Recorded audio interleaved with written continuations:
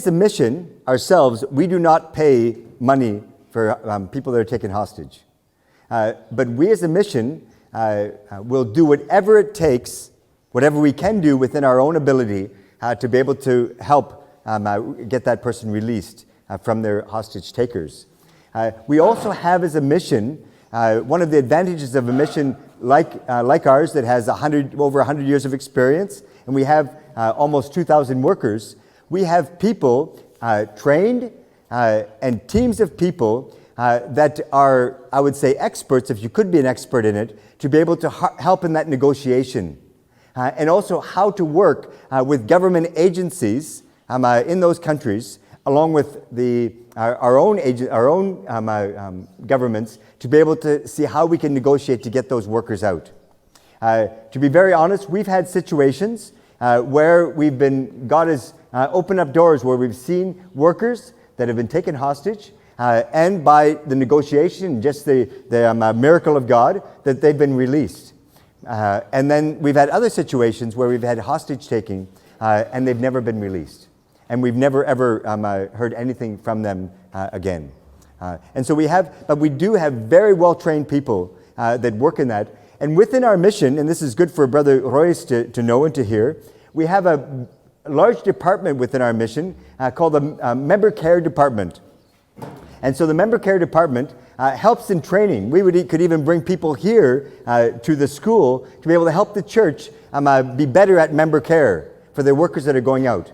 But also on all of our teams that we have around the world, we have people that are either being trained or who are trained in areas of member care to help people to be able to, with the struggles and issues they have as they go into a new culture. In Albania, did you have people that helped with member care in Albania? Yes, all of our teams have people that are either being trained or are trained to help as missionaries deal with issues. You know, as soon as God would, one of the things that I struggled with when I first became a missionary, I remember I had this, I think it was Satan who actually kind of had this idea in my mind. You can't have this idea that all of a sudden you go before the church and they put hands on you and they send you off as a missionary. And you think that you should just be able to go wherever you are, and you almost don't even touch the ground. You just kind of float around like something very spiritual. And that you're just going to be able to go and nothing's going to bother you anymore. You can just go and tell people about Jesus. But you realize that when you're after being sent out, it's when the devil's going to be working harder than ever to try to destroy you and to stop you with the call that God has put on your heart. And so we have people, first of all, we have requirements that people who are going to be sending out that they're solid, that they've dealt with a lot of the issues that they have, like some of you that are dealing with here, even in the School of Fire, that you're solid, and that you have the tools and also the support of other people to be able to be strong where God is calling you to go. But we can't just go out on our own. So we have people that are there to help us within our team, and that's why we also work in fellowship to be able to support each other in our work. Okay, and is that good? Yes. When you said now you'll do anything possible to ensure the release or the return of the missionaries. Are there any limitations or boundaries on that? For example, does it include violence? Does it include sending people in with guns to retrieve those missionaries? As in a mercenary situation? Or no. Do you understand? Does it exclude Yes. violence? Or what are the limitations? When you say, we'll do anything, like machine gun preacher type thing? No, we will do anything within our ability and also in our philosophy of how we work. We do work very hard at getting it done, but we don't work with a militia to be able to go in to be able to rescue in that way. No, we don't do that. But I think that the means that God has given us and the people resources that He's given us is probably at many times more effective than that. Because often when people are sent in with guns, often there's many people get killed in the midst of it as well. Yeah. And so we do work. We had a young woman who was taken captive in the Middle East. I can't tell you the country that she was in, and she was taken captive, and she was in captivity for over a year. And then through a miracle and a lot of negotiation, she was released. she is used now by our mission. She travels around to different branches and teams, different teams, to be able to help people understand what it would mean and to be able to give them an understanding of what to do if you would become captive one day. And so we have people like that have even experienced it and have helped. And you know, one of the things that she was kidnapped by, it was a Muslim extremist group, and she was with them for 1 year. And it was interesting that even though that it was incredibly traumatic and she's had to go through a lot of counseling and help after it, one of the things that she always said is that the people that had her captive treated her very well. They treated her very well. Because usually they take you captive and they're not there just to kill you. If they wanted just to kill you, they kill you. But if they take you captive, it's because they're looking for something else. Okay? And so they said they were treated very, very well. They put her with a family. The family fed her and they looked after her, but she was as a hostage. And she was able to, in her situation, they gave her, she was able to have a Bible. They gave her a notepad. And she was able to continue to practice her faith on the rooftop every day.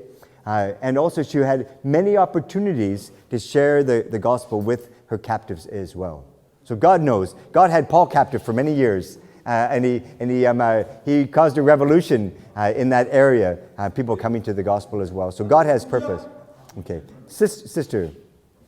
Or who was? Oh.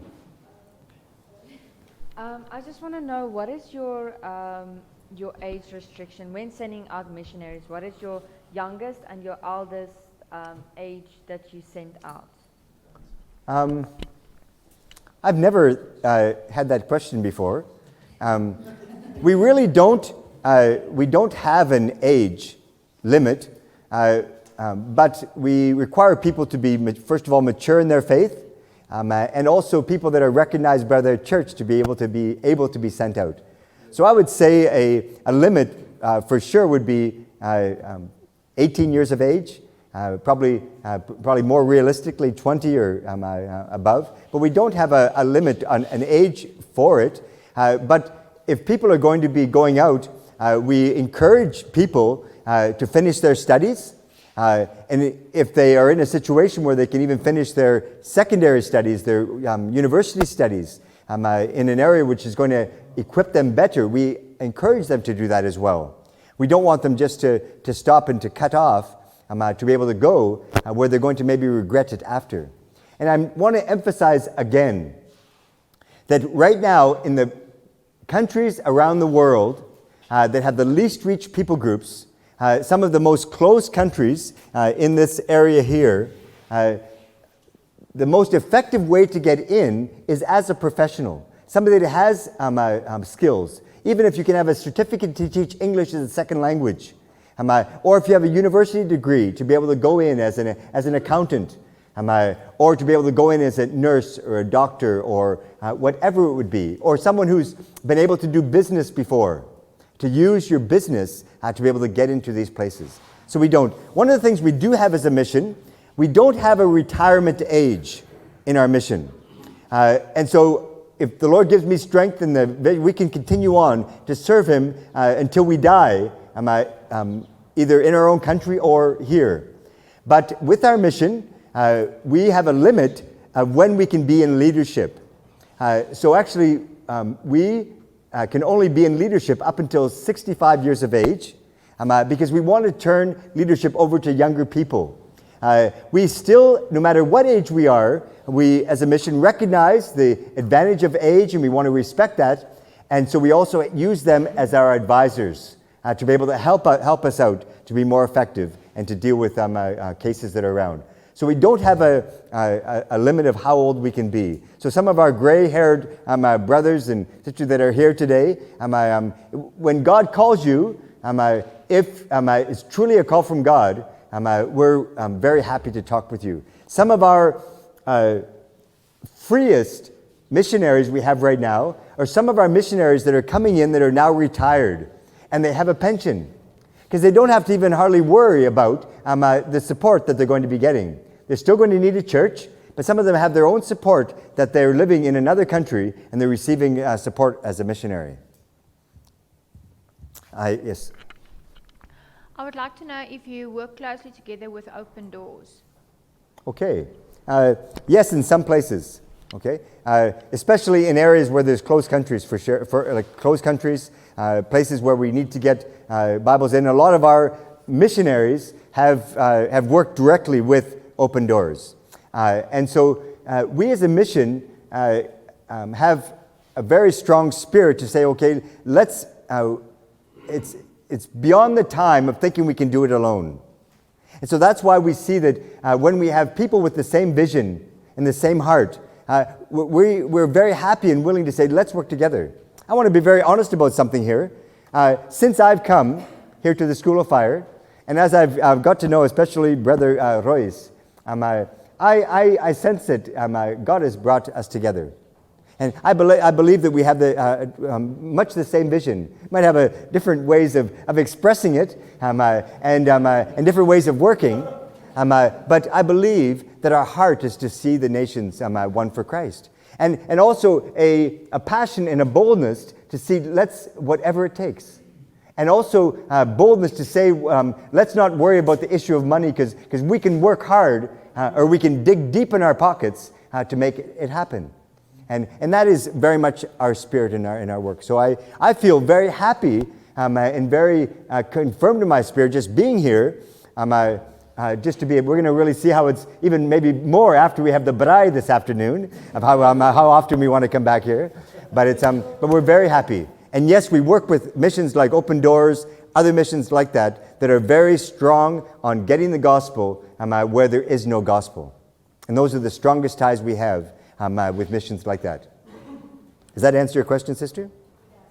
Yes, brother.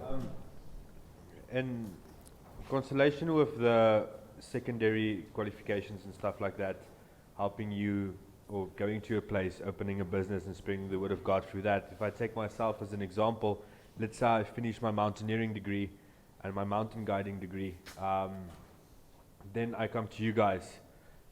Do you have a mountaineering degree? I'm busy with it. Oh, wow, okay. I want to continue with it, but let's say I do finish it and I come to you guys going to Nepal. Will you guys then help a person to find a guiding job there, or do you guys give them guidelines? What's the process of following through with something like that? We, as a mission, if you're feeling called to a specific country, we also sense, because we work as a family, as a fellowship. For one, we also want to see that you're going to not only identify with Nepal, but you're also going to identify with us as a mission. And so there would be that process of building a relationship with you. But places like Nepal, either we have workers there or we have partners that are there. Okay? Sometimes we have people that are going especially into the Muslim world. And so before they go, we require that they're going to do special studies and maybe even some special training to be effective, to be able to go there and to understand what they're getting into. In all of our countries, we're going to be requiring that there's going to be certain levels of language. And so in some countries, for example, in Mozambique, it's a country where they will say that when you go to Mozambique, you're not going to be doing any formal ministry until you're learning the language well. So probably for the first year, 80% of your work, you're going to be learning language.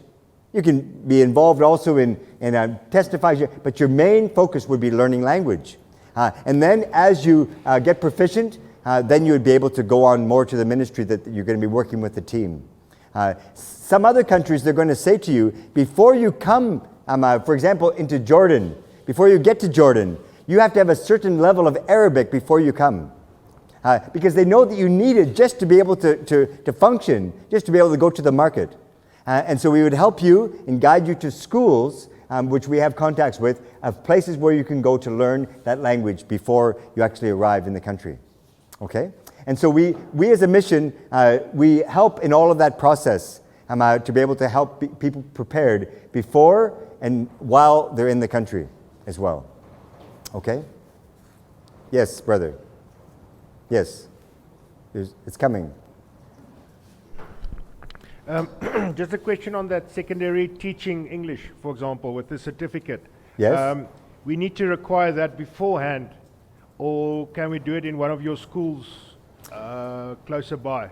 For example, in one of our closed countries, that the team is seeing that using English as a second language, to teach English as a second language, is an effective tool. Before you would arrive there, they would require, because if you're going, for example, to Japan, it's going to be difficult for you to get certified as an English teacher there. But it's going to be quite easy to do it here in South Africa. Okay? And so that would be something that they would require of you before you're going, if you were going there with a focus to use English as a second language to teach and to be able to work in your ministry. And so many of those things you can't do once you're there. And so we try to get that work done beforehand. And it's probably going to be much cheaper and much more practical. You can probably stay in Cape Town, take in the course and live with family. Okay, so it's not going to be that difficult and expensive for you to do it. But if you'd have to do it in somewhere in Japan, it would probably cost you a fortune to get a school that would be able to qualify you. So we look at practicalities, and we also want to use God's resources, God's money, in the best way we can. We don't want to throw away the money that God is putting into our hands to use. We want to be good stewards. Any other questions?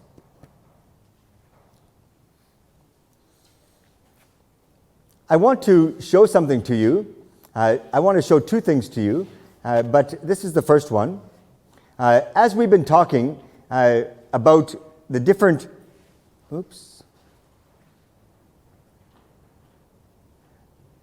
unreached people groups, needs in different places, for me, it's very important to give you information.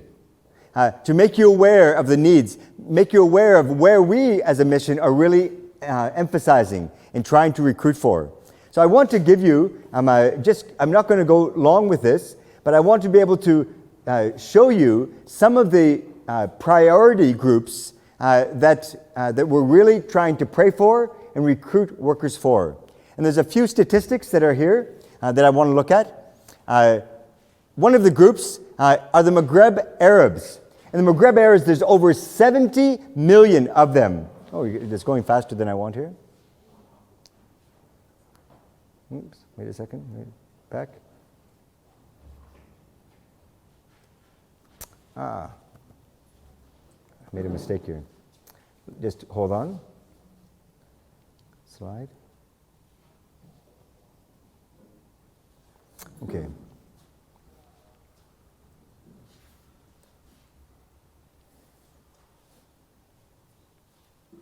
The Maghreb Arabs in the northern part, in countries like Egypt, Morocco, Algeria, Sudan, Niger, there's over 70 million of them. And there's less than 1% that are evangelical, much less than 1%. And the religion there is Islam. Oh, wow, this is really going from here. Yes, I know, but it's actually, I have it on automatic, this one. Wow. Okay, I'm going to just exit here. I'm going to go on my own. Okay. I'm just going to leave it there. 70 million from this tribal group, and there's less than 1% evangelical. Also, the Shua Bagara people from Chad and Niger, less than 0.4% of them, and there's almost 2.5 million of them that don't have the gospel amongst them. There's no church amongst them. The Sudanese Arabs, mostly in Egypt and Sudan, there's no church amongst them at all. And there's less than 1% that would even be called Christian, and very few of them would be evangelical. The Balanti Mani people in Guinea-Bissau, it's a small group, but it's been very hard to break through. And we have workers that are there, and we are trying to get more people to join the team. The Berber Saharan on the northern part of the continent of Africa, there's almost 1 million of them, and there's no known believers amongst them at all. Zero, no known believers amongst them at all. In Morocco, Mauritania, Algeria, Tunisia. Also the Berber Shaiwa people, 2.5 million of them. They're Muslim by faith, and there's 0% evangelical. And they're spread out through the entire northern part of Africa. And very few workers even focus there. A small group in Guinea-Bissau, the Biafara people, here in Guinea-Bissau. What language do they speak in Guinea-Bissau? Portuguese, very good. And there's no church amongst them at all. And there's 0% evangelical. The Bozo people of Mali, here in Mali. The Bozo people of Mali, there are no known believers at all amongst the Bozo people of Mali. And there's no mission that is focusing on reaching them at this moment. The Dagomba people in Ghana, there's no statistics about them, but the church is very small, and we're looking for workers to be able to go to the Dagombas in Ghana. The Fulani people, the largest unreached nomadic group in the entire world, about 40 million of them throughout the Sahel, from West Africa almost to East Africa, and they're 0.2% Christian amongst them. The Gonja people in Ghana as well, no known church amongst them. The Hausa people, 41 million Hausa people, and there's 0.07% evangelical. What's the population of South Africa? 55. So it's almost the entire population of South Africa in one tribe, and there's no known church amongst them at all. The Hausa people. The Jola people, less than 1 million people, but in Senegal and the Gambia, very strong against the gospel, and it's only 0.7% Christian. The Jula people, also in Burkina Faso, Mali, Cote d'Ivoire, and Ghana, that there's 0.01% evangelical, and there's 5 million of them. The Kanuri, Saharan people in Sudan, Chad, and Niger, 0% evangelical, and there's no known church amongst them, and there's almost 11 million of them from that tribe, and there's no church amongst them. The Maba people in Chad and Sudan, 0.01% evangelical. The Makwe people of Mozambique, and also in Tanzania, 0.09%. It's one of the unreached people groups in that area that we're trying to reach. The Mandinka people, there's almost 2 million of them in Gambia, in Senegal, and Guinea-Bissau. No known church amongst them. The Masalit people, 0.01% evangelical in Chad and also in Sudan. No church amongst them. The Moor people, almost 5 million Moors between Mauritania, Morocco, and also the West Saharan region in Senegal, and no known church amongst them at all, 0% evangelical. The Mwani people, also in Mozambique, 0.01% evangelical, and they're Muslims. The Nalu people, and also the Sulu people who are mixed with them, are 0.1% evangelical in Guinea-Bissau and Guinea. The Amoro people, 5.6 million, and also they have 0.01% evangelical. The Somali people, it's interesting that we have them actually in 2 countries, specifically here in Africa, because of the population. In Somalia and also in South Africa. Also large groups in Kenya, 0.01% evangelical. Sonenki people, 2.5 million, and no known church amongst them at all. The Susu people, almost 2 million of them, no known church, 0% evangelical. The Tuareg people, they're the nomads also throughout Mali, and they're very strong as radical Muslims in Algeria, Mali, Burkina, and 0.1% evangelical. The Wali people, no known church amongst the Wali people. The Wolof people, also in Senegal and the Gambia.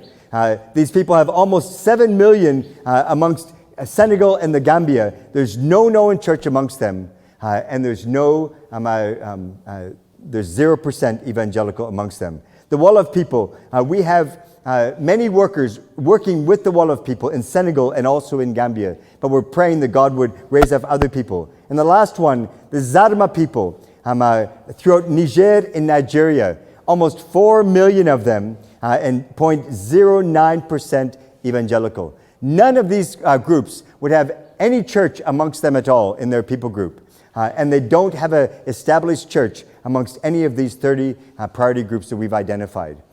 And we're praying that God would raise up workers from South Africa and throughout the continent of Africa to be able to go to these places around the continent. Any questions about any of these people or the drastic need for workers in these areas?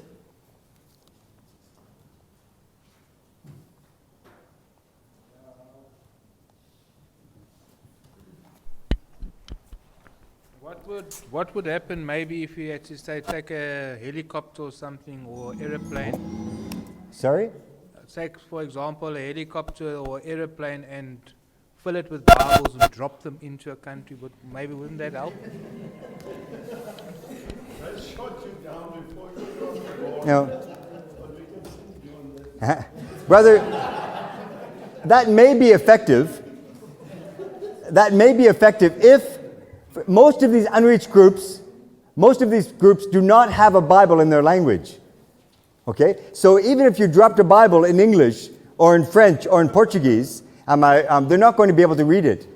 And so the importance for people to be able to understand what they're hearing or they're reading is the number one priority.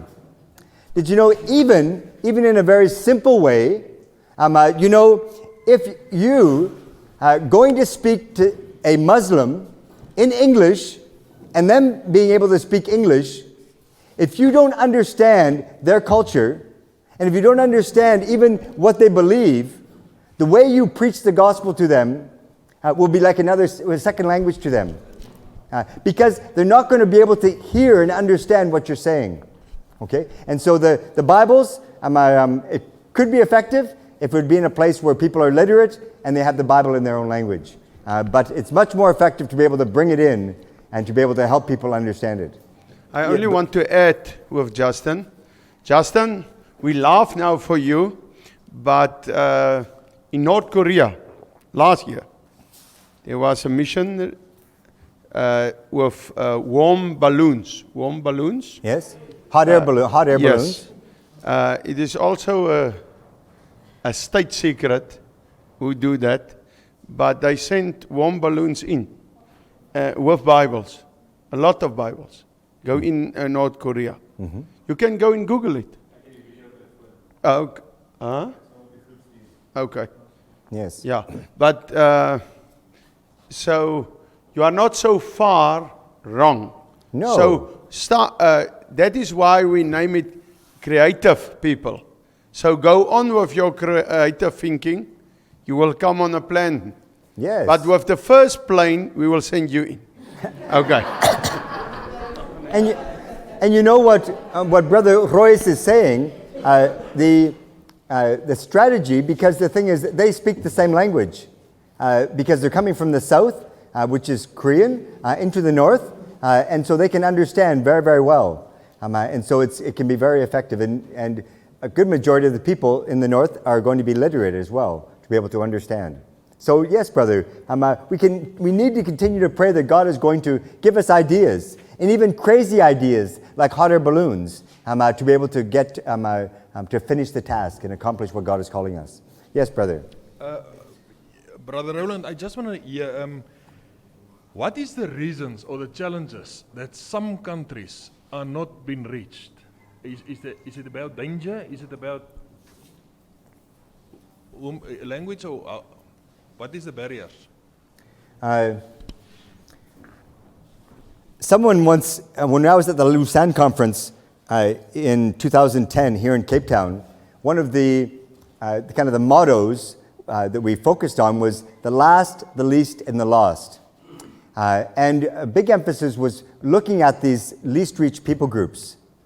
Why is no one going there? Why are they the last people? One of the most simple answers to why some of these groups are the last ones to be reached is because they're the hardest ones. Hardest just to be able to get to some of these places. Because politically, it's very difficult to get in. Or even practically, they're in very remote, difficult places. And in those places, there's very few people who are willing to go, but not just go, but to stay. And so I really believe that we're needing to be able to reach these last, least and the lost that are in the very difficult areas. We need a very special breed of men and women that are going to be able to go in and give their lives for Jesus. And to be able to say whatever it really takes. And you know, there's something just about even the spirit of some of the younger, old people that are even here, that I think that you have a lot of what it takes to be able to risk and to go into these areas. But it's because they're the hardest places. Some of them also, just religiously, they're just very, very hard ground. Did you know there's major religions like Hinduism, Buddhism, Islam, that they're hard to get into? But, for example, Islam mixed with some of their African tribal religions or Arab tribal religions, make the combination of the two make it very hard to be able to penetrate into these areas. For example, the Fulani people, like I said yesterday, they were one of the instruments that was used to be able to spread the Islam throughout most of the Sahel, most of southern, the sub-Sahara region of Africa.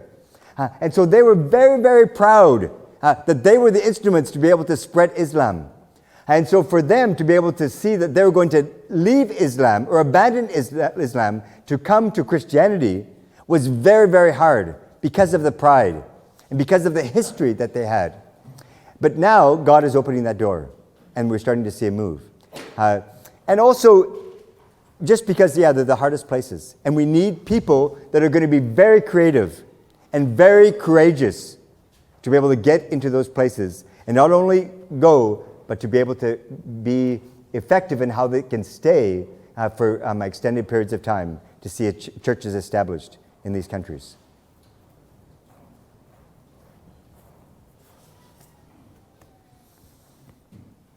Any other questions regarding some of these people groups? I know I went through this list quite quickly of our priority groups. We're going to be leaving this with you as well. But if any of these groups, God has kind of put a bit of a tingle in your heart, please come to us and talk to us about them. Okay? Or if you're specifically looking at some country, we can then talk to you about the different groups in that country that are still needing the gospel. Okay?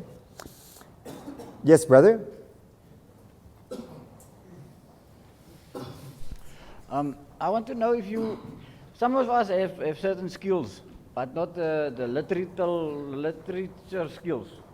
So is there maybe ways you can still work for God in everywhere with your skills, but not do the literature thing, you know?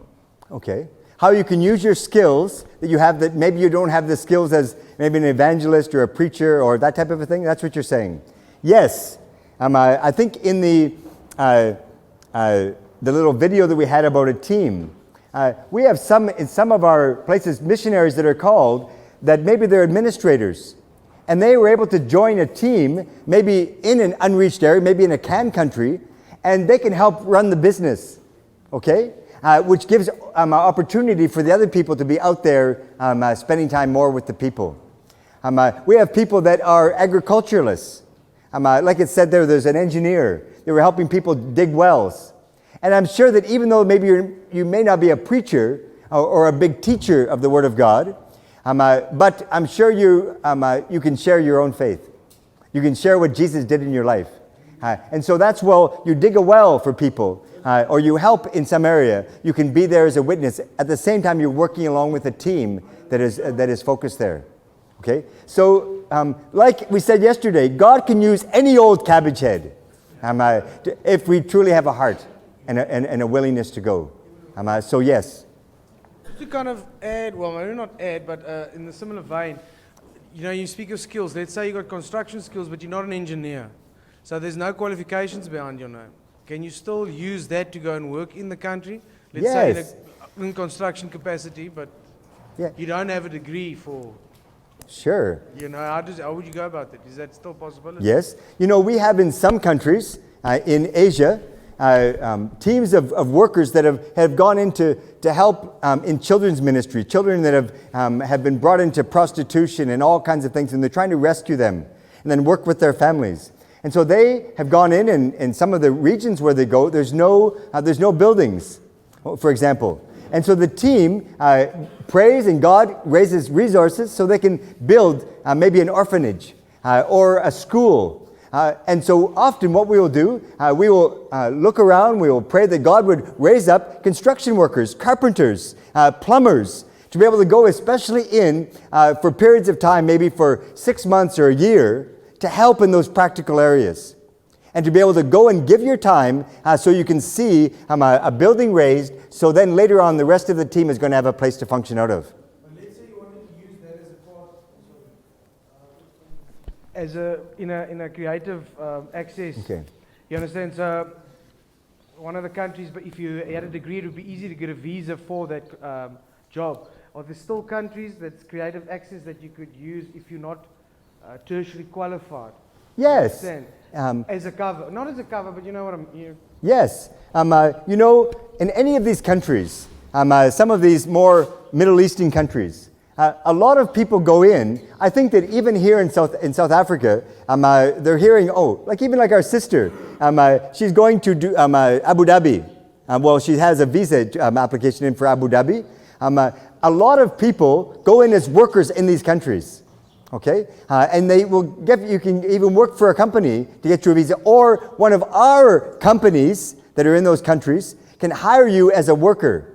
Because in some of these countries, which are creative access countries, we have businesses, legal businesses in the country. And in those legal businesses, we have the ability to hire people and to bring people in to help in areas of construction in other areas. But I want to give you an example.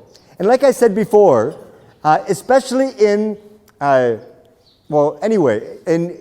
people we're working with in West Africa, did you know Africans, especially black Africans, get everywhere. They can get places that most other people can't. Legally or illegally, they get into countries. And there was a man, he was a shoemaker, and he fixed shoes in the markets in Lagos in Nigeria.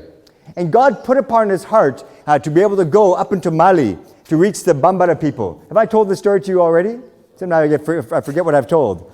And God put upon it, so he went to the church, and the church wasn't interested in helping him. He was an illiterate man. He couldn't even hardly read and write.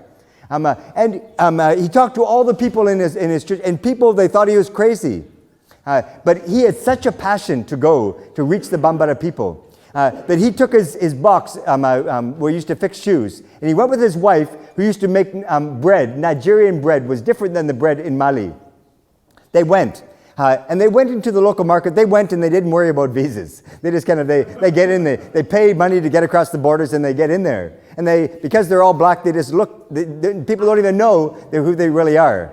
And so they're in the market, they set up a little stand, and they started fixing shoes. There had been missionaries, white missionaries, for years trying to plant churches and to be able to reach people with the gospel in that area, with hardly any success, years of work. This illiterate shoemaker, he started studying, and as he was fixing shoes, he started sharing his faith with the lady beside who was selling tomatoes, the other man who was selling some other types of literature. And all of a sudden, people started getting saved. And within no time at all, there was a church amongst the Bambara people. From an illiterate shoemaker that had a heart to go, and he was willing just to sit up. And he continued on discipling the people in that area. So God, it's so true. God uses often more people like that than sometimes people that have all the skills and all the preparation, but don't have a heart at all. So it's truly our heart that is going to be able to get the work done. Yes. Sure. Yes, that's right. And so we can use our skills for that purpose. Very good. We're getting, we only have a few minutes left. I want just to leave you with this short little video. It's a very powerful video. I think it is anyway. to see the power of one church. And then we can come back and talk about it later on Monday when we're here. We can have questions later. But this is a church in northeast India that had a vision and an idea how they could get involved in missions. And I thought it was appropriate because this is a church that was started out of a school or out of a ministry here in the School of Fire. And now the Lord is putting on the leadership's heart of creative ways of how you can start getting involved in supporting missionaries around the world. So I just want to show this little video to you for you to be able to start getting creative, like bringing hot air balloons or airplanes to drop Bibles, to do whatever it takes to how we can do it. So let's watch this.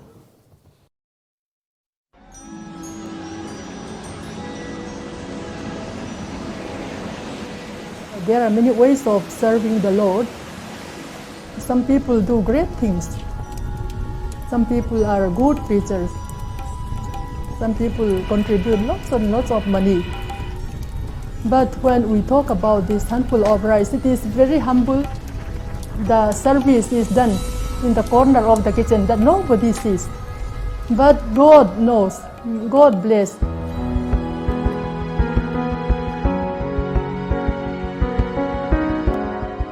Every day, simple women in the state of Mizoram in northeast India are spearheading a revolution that is sweeping the world of missions.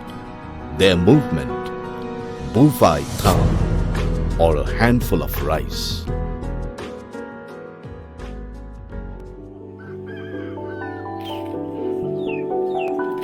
Bufai Tham is a practice where each Mizo family puts aside a handful of rice every time they cook a meal, and later gather it and offer to the church.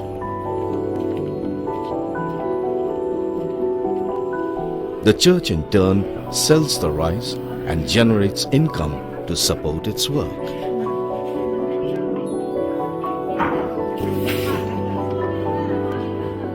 Rice has been the staple food of the people of Mizoram, the main life of the people.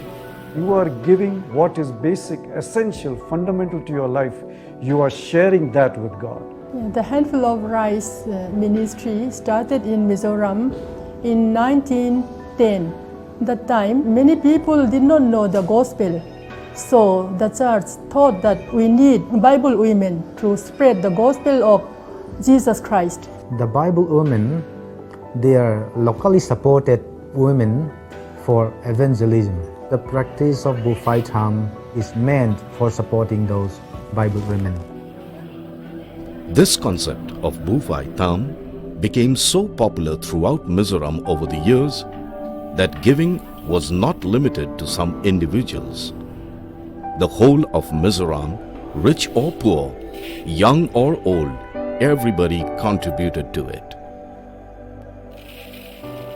Bufai Tham ni tham tu ani nanti na tang chuanin kum samsari amriat vela monya pathian na lom thu kan soina a ka ngai awangin Bufai Tham ni tham tha ka tia so kan chuma piang khan la li so kan chum ke pa la li so chum ke nan kan tha mani pathian he na tangmal som na tam tak kan dong sia e tun ai tam zok hi pek ka du ani ka tia kuta hetia ka tham mai kha ka du tok to lova e novin e ka lo suak ta ano khatte. It is something which my mother has taught all of us right from when we were very young, and I feel like Bufai Tham is a piece of Christian service that anyone can do it. Today, 95% of 900,000 Mizos are Christians. A strong and vibrant church has emerged.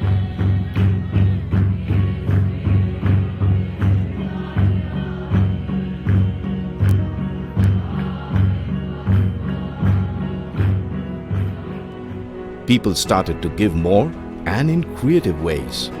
Rice, vegetables, firewood and other produce, and also cash besides their regular tithes to the church. The churches in Mizoram are now self-sufficient. One such example is the Mizoram Presbyterian Church. the largest church in Mizoram with about 500,000 members. This year, they are celebrating 100 years of the Handful of Rice ministry.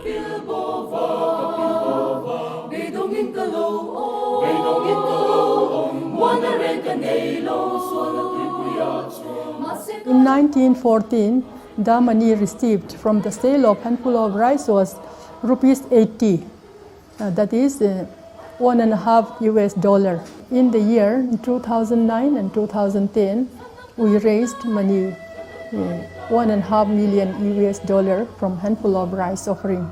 We don't receive any outside funding. All the money we receive is raised within ourselves. At the close of this last fiscal year, we received altogether around 13 million US. Out of that, 12% of our total income is from the handful of rice collection. Today, the Mizoram Church is known as a missionary church world over. This success is attributed to their selfless and creative giving.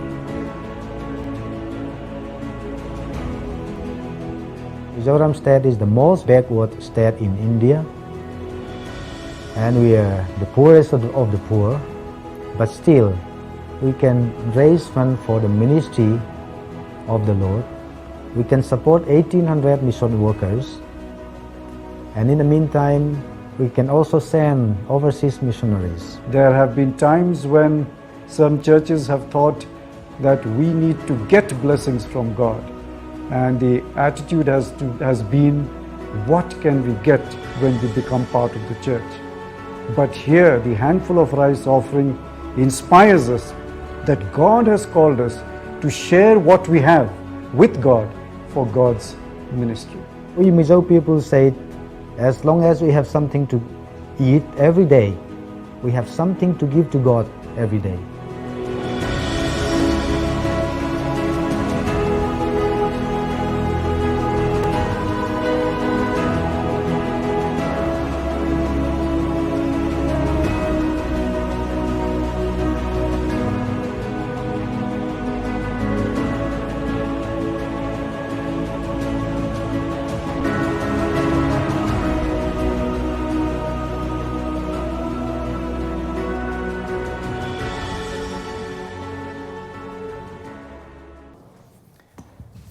At the very end, he said, as long as we have something to eat every day, we should have something to give to God every day.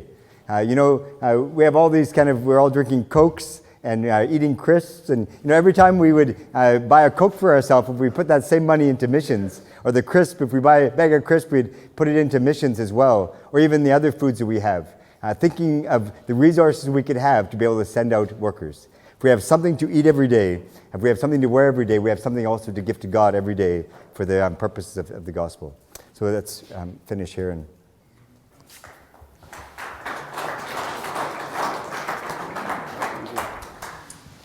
so far, this was day number 4.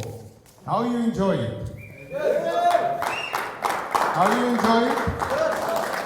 Okay, now, for 3 people, that must... How do you enjoy it? How do you enjoy it? Sometimes, for the cameras, we feel like a parrot. Okay, listen. 3 people up here. Any 3. Then the question will follow. 3 people. Thank you. 1, 2, 3. Thank you. And 1 lady. That's right. Come and stand here. I ask again. It was day 4th of the 4th. This is the 4th day of the seminar that we recruit missionaries. So I ask, do you enjoy it? Yeah. Do you enjoy it? Okay. I think Raymond is on his way. Come here. The question to you is, do you enjoy it? Yes. What will you do about it now? My head is spinning now with a lot of stuff. First of all, stop the excuses and just go. Okay, stand there. Thank you. Come here. What will you do about it? Kan ek maar Afrikaans praat? Yes. Ek voel daar soos hierdie baie groot excitement op die oomblik by SOF I feel it is this there's a very big excitement at School of Fire at the moment. I would like to keep it that way. Keep it that way. Keep it that way. And not keep it that way, we must go another level every month. Okay, thank you. I like that. Come. What will you do about it? Well, now with more enthusiasm, find out what needs to be done and make my life better for Jesus, and then go and do it.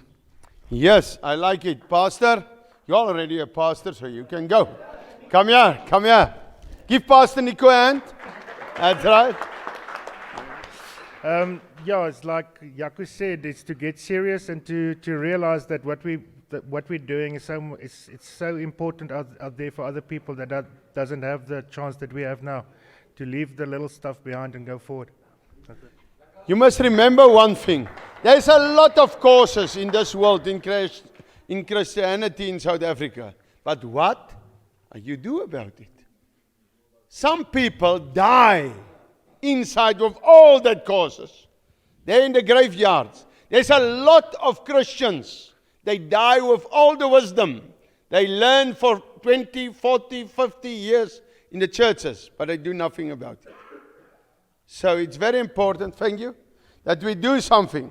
Okay, the next I want to put something on the television as well.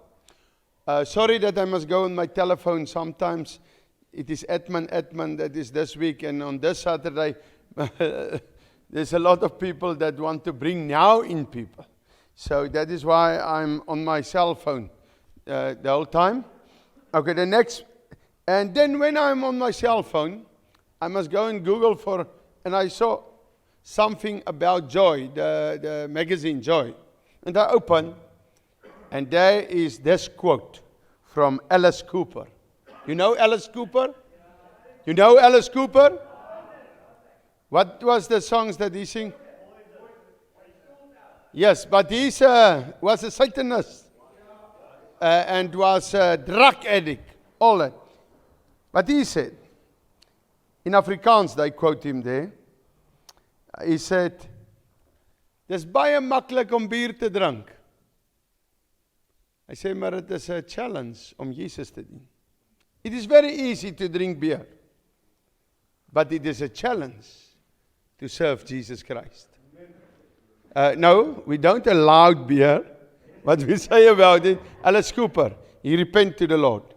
And now he say, it is very easy. We can say it's easy to do drugs. It's easy to drink. It's easy to smoke. But it's a challenge to serve the Lord. So do you want to do the easy stuff and go to hell?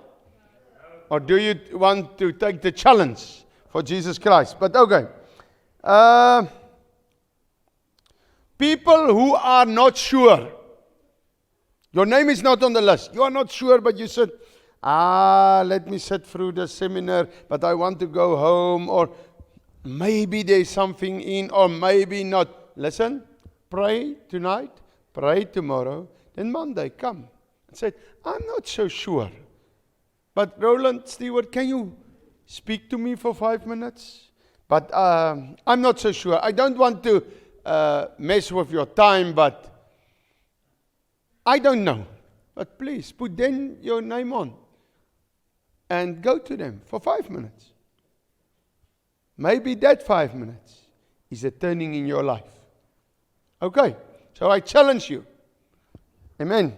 Then, there's 2 people here. Sorry for the rest, but there are 2 people. I think they must go to the mission field. I will work with them another 2 years. This is for me 2 special people here. 2 people, other people think, oh, they will not go to the mission field. But the Lord think otherwise. The Lord think, I want to send you. I want to call you here. Because that two people, I will pray with them. There's a special place where they will go. And they will come back one day. And through their testimonies, a lot of missionaries will go to the mission field.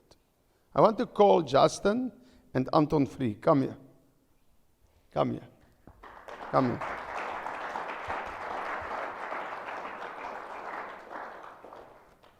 I will walk with you the path. Because you are intelligent, both of you. You love the Lord. But you think in your head, and the people, sorry I called them out for it, but there's maybe another people on television. The people through the years tell you, you are stupid. Come and stand here. You are worth nothing. Like Anton, I will be straight. When they phoned me, they said, it is a 48-year man with a 13-year child brain. That is nonsense. That is nonsense. This man is one of the students that is the most trust. This one. He's for 2 months now here. I can trust this man. If I send him to do something, he do it. He's not a child. All of the people think, oh, he was out here on the beach, he walk on the streets, go to jail on the streets. Justin must smoke. Yeah, he's still smoking, he will stop smoking. But Justin, the people told you in your mind, when you was a beggar, you are nothing. Listen, you are called by God. This man's dead. Come and visit us a month ago. He started crying. He's dead, and the old man of 82 years old, a year ago, come on this premises with him, with a tent, in these rocks. That 82-year-old man put up his tent. I said, Uncle, come. I said, no, leave me there. They bring Justin. That old man prayed. Last week again, he said, Justin must go to the mission field. He prayed. But he said he will not support him while he's smoking. I like that. But listen. That he's dead. Come last month. Was here. While I took him back to Uppington for the bus, told me this. Said that he started serving the Lord. Long ago, one day. But he walked in his sitting room, and there was a lady singing on television, a Satanist, and a rock star or something, was singing. And the next moment, he said loud, I want to be like her.